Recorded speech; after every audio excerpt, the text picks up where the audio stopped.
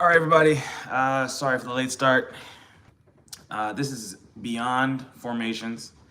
Honestly, I feel that we have this whole formation things wrong.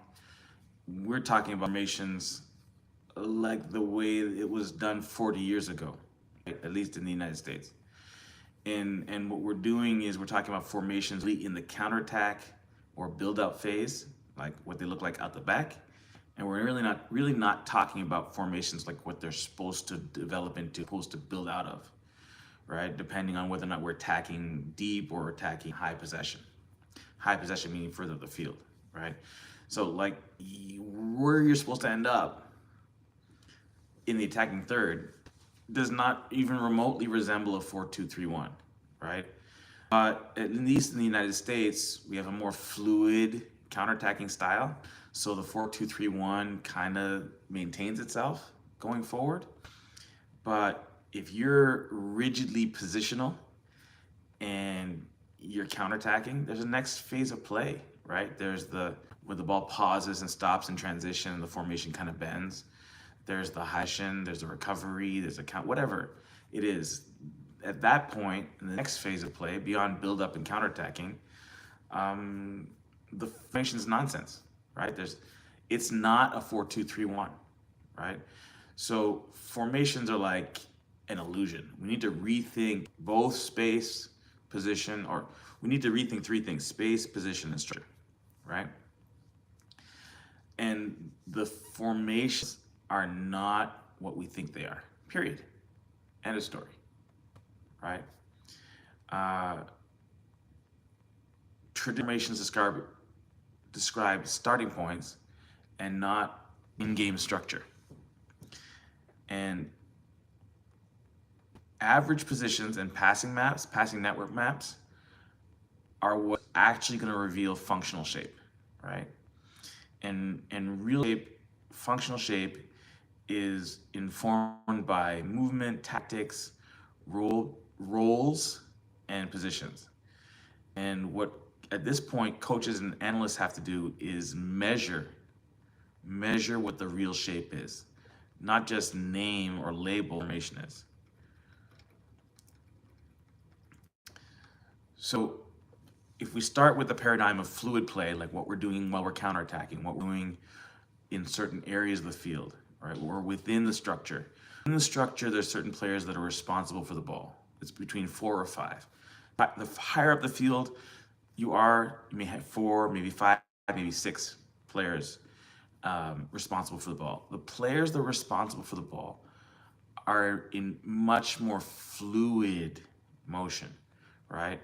And so the spatial architecture around them, the other 5 or 4 players that are not responsible for the ball, that's the sort of spatial architecture. How deep, how wide, what your role is. Are you ready to counter press? Are you gonna pin wide? Are you gonna hold the middle? The players who are off the ball give us the spatial architecture. But the players on the ball, right, are allowed to interchange. And they may run things like automations, right? They are much, much more fluid. They don't just give structure, but they give fluidity to play. And so there is an understanding of style of play with respect to those 4 players or 5 players or even 6 players, right? So, Argentina plays 6 players control on the ball with 1 dropping in a false 9, right? A lot of teams, especially deeper in, play three players responsible for the ball in a line of control with a pivot and the shadow striker roaming underneath, right? Other teams, like Barcelona in particular, only play with 2 diamonds that are linked with the 9 and the center back, right? But within the 2 diamonds, they become much more flexible. So if you think about those 4 really reflect almost the functional architecture of futsal, right? Because futsal is a matter of attacking with 4 players, right? So if those 4 are in a box, 3-2-2-3, so now futsal, that box, 2-2 box now, the Cesar 2-2 box, is influencing how the midfield plays in outdoor, right? The Boca system, right, where it's a 4-0, but the two middle players are stacked, and it's not like a line of four. The two middle players are stacked, and now the question is how do you break down a low block zone, right? By inserting the Boca double fixo with options out wide left, and wide right. And the English call it a bounce pass, right? The ball swings. So there's one guy here blocking, one guy down here, and then the ball swinging between the two, bounce passing the two. And that provokes the press. It draws the zone out, right? And then you have the sort of traditional functional play, the Escandinha, which is the ladder, right? So the half-turn blind pass up and down the ladder, right? Tabela, and importantly, the third man principle, right? So now some systems have dedicated third men, right? The third men play the same position as, say, a striker or false 9 or 10, and he's just sitting underneath and then moves, right? So when the 9 or the 10 pass the ball, the third man makes the run. The third man sitting underneath makes the run through, right? Or additionally, right? You could have players that overload, right?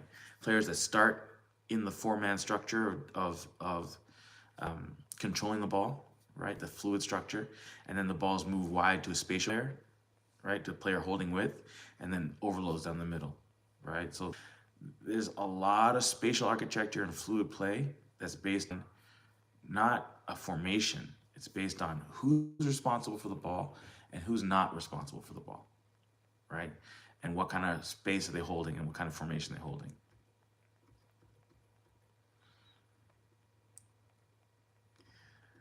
So formations are like frozen space. They're sort of meta or macro shapes, right? And they reflect principles.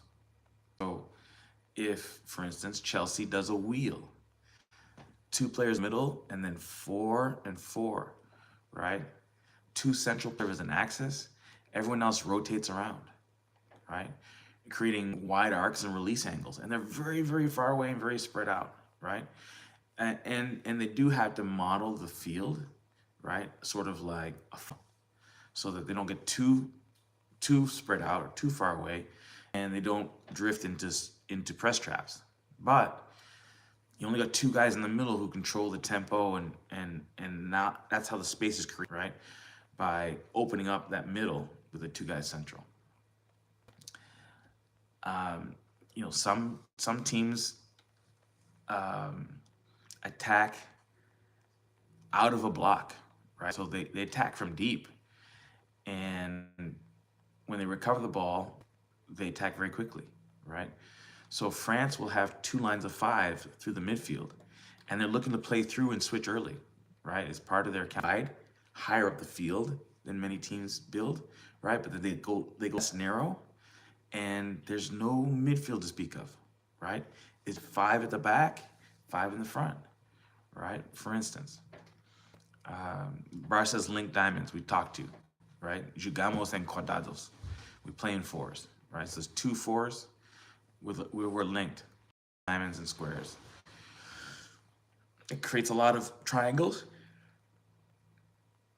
and automated support.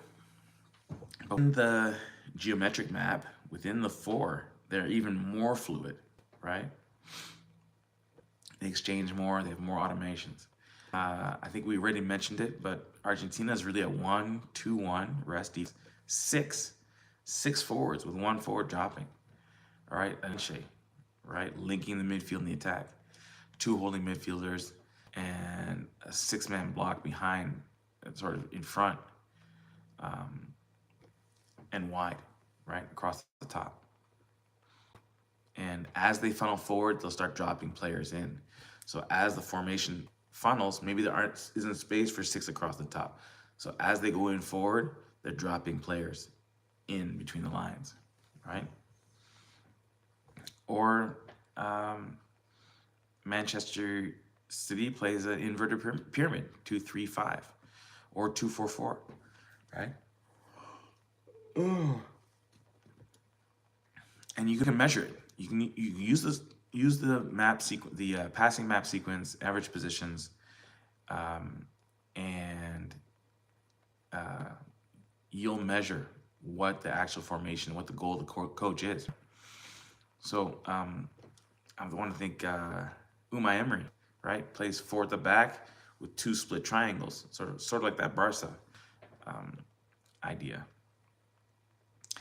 And then another way to open up space, right, or spatial relationships, is Bielsa, right, who pairs, almost shrinks, rather than have 10 positions, he has 5 positions on the field that are doubled up, right? So he's shrunk space by putting a shadow pair together.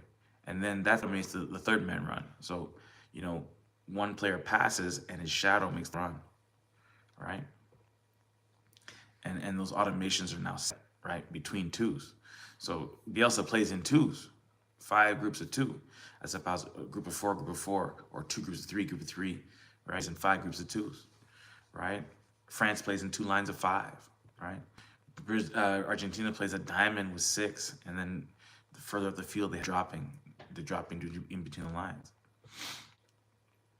Zerbi plays a 2-7-2 with no midfield. So the goalkeeper comes out and is part of the line of control on the ball. And so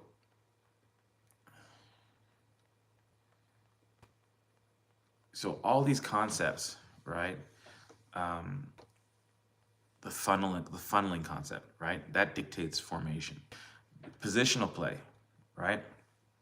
Positional play, more along the lines of those 4, the players who are controlling the ball. If they're up against the zone defense, they're going to take positions against the zone defense, right?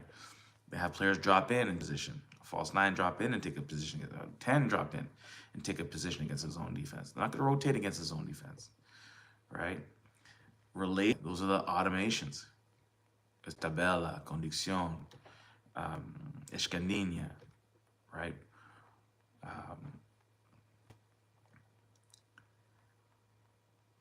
And so, you know, and then who's interchanging, right? So Lewandowski had functional interchangers, people who could drop in and play certain roles. They would switch, right? Depending on what they were good at doing, where in the field they were good at doing it, right? They would switch and rotate. So if you needed someone to help you build up, someone from the midfield would drop into the defensive line and help with the build-up. We already talked about it, but you know, one organizational principle is the 3-2-2-3 box, the WM, right? And who inverts along the 3, right? Normally you have 4 or 5 in the defensive line. So what are you gonna guys? 3, are they gonna go in the middle? They're gonna go up, whatever, right? So, you know, those are our organizing principles, right? How do they invert? Are they inverting? Are they pushing up? What are they, right? Those are the outside backs, in terms of the outside backs, right? And then, you know, if you're in a 4-2-3-1 or a 4-3-3, right, that dictates how you're building up, right?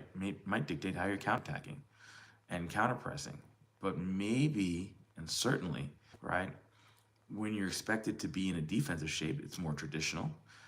But you know, certainly through the midfield and into the attacking portion, the formations don't bear any resemblance to what you're doing in modern football, to the 4-2-3-1, 4-3-3 concept, right? And if you're pressing, right, it could be a whole different other shape than defending, counterattacking, and attacking, right? So the pressing models, right, that when you try and regain possession high, you're very different, right? The low block defensive models will be very different. It doesn't relate to our concept of formations at all, right? Almost the point of not being relevant. I think Arteta said the other day, we have 6 different formations in tons of situations in the game, right? All right. So the coaching and analysis takeaways, right? You gotta teach stations and third man run principles, as well as the fluid combinations within those four. Whoever's controlling the ball, if it's 3-1-1, 5-0, 4-0, however you're doing it, triangles with three, groups of three, or groups of two. You gotta teach the automations, the fluid play that's relevant to that system, what the players are gonna see. And you've almost got to measure in real time the interactions, patterns, and space, right, to come up with what you're doing.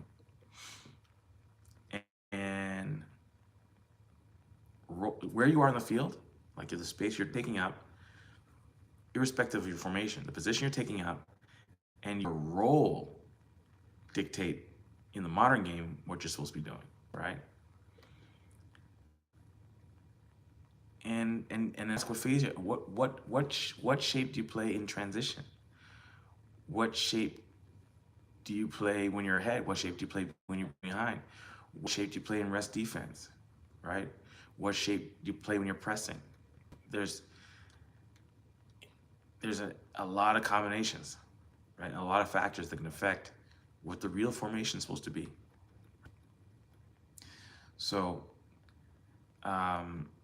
for this, I would encourage people to read David Sumpter, Soccermatics, and what he did at the Barca Innovation Hub. Paco, Cirillo, Bielsa, De Zerbi, those are all distinct kind of approaches, right? To what the real formations are, right? And what the ideas are behind those formations. So that's it for today. If there are any questions, we'll take questions now.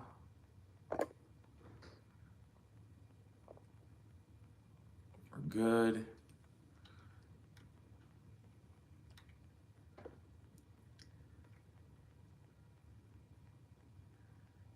All right, guys. So that's beyond formations, rethinking tactics through space and structure. It'll go up on the channel, and everyone have a good night.